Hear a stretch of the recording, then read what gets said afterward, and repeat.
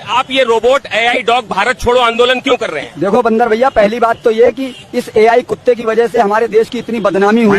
सही कहा। दूसरी बात, लोग पहले ही विदेशी नस्ल के कुत्ते घर में पालते हैं और जबकि हम गली गली भटकते रहते हैं, और अब ये रोबोट डॉग का स्यापा। देसी नस्ल के कुत्तों को पालेंगे नहीं और विदेशी कुत्तों और 5-5 लाख के रोबोट डॉग को घर ले आएंगे और फिर खुद को डॉग लवर भी कहेंगे। असली डॉग वफादार भी होता है और रखवाली भी करता है, ना चार्जिंग का झंझट और नहीं सॉफ्टवेयर अपडेट की टेंशन। और आप ही बताओ बंदर भैया, अगर कोई असली बीवी की जगह एक रोबोट वाली बीवी ले आए तो कैसा लगेगा? वैसे आइडिया बुरा नहीं है। बांद्री भाभी जी को बताऊं क्या बात? कुकुर जी, पहले आप क्या थे? पहले मैं काला था, लेकिन जब से इंग्लिश पढ़ना शुरू किया तब से ब्लैक हो गया हूँ।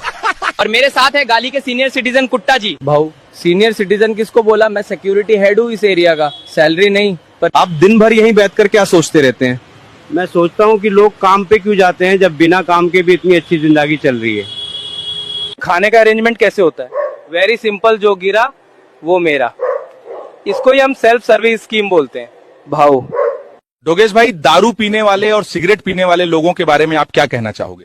मेरा मानना है कि दारू पीने वाले और सिगरेट पीने वाले लोग कभी मतलबी नहीं हो सकते हैं। पर आपको ऐसा क्यों लगता है डोगेश भाई? वो इसलिए बंदर भाई की जिसको अपने खुद के शरीर से ही मतलब नहीं है, वो दूसरे लोगों से क्यों मतलब रखेंगे? बे तुम दोनों माला क्यों पहने हो बे? सर, बचपन में ही दिल लगा बैठे थे, इसलिए भाग के शादी कर लिए। घास खाने वाली, तुम हड्डी चबाने वाला। सर, प्यार में सब जायज है। इंसानों से बच के रहना, वरना वो कढ़ाई में और तुम सड़कों पे। नेताजी, हमार गांव में दुई बड़ी समस्या है। बतावा भाई, का समस्या है? नेताजी, पहली समस्या तो ये है कि हमार गांव के टूटे फूटे अस्पताल में डॉक्टर नहीं है। रुको 1 मिनट, आज ही धनिया गांव में डॉक्टर आ जाना चाहिए, समझ गए ना?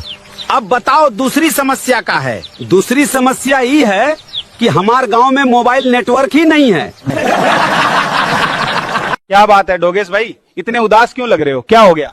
क्या बताऊं भाई, बहुत दुख की बात है। गांव की सबसे काली लड़की को प्रपोज किया था। तो फिर क्या हुआ? अरे भाई मत पूछो, उसने ये बोल के रिजेक्ट कर दिया कि काली हूँ, अंधी थोड़ी हूँ। महाराज बहुत दुबला पतला हो गए हैं। क्या बताऊं, इन इंसानों ने मेरा हंसता खेलता घर उजाड़ रखा है।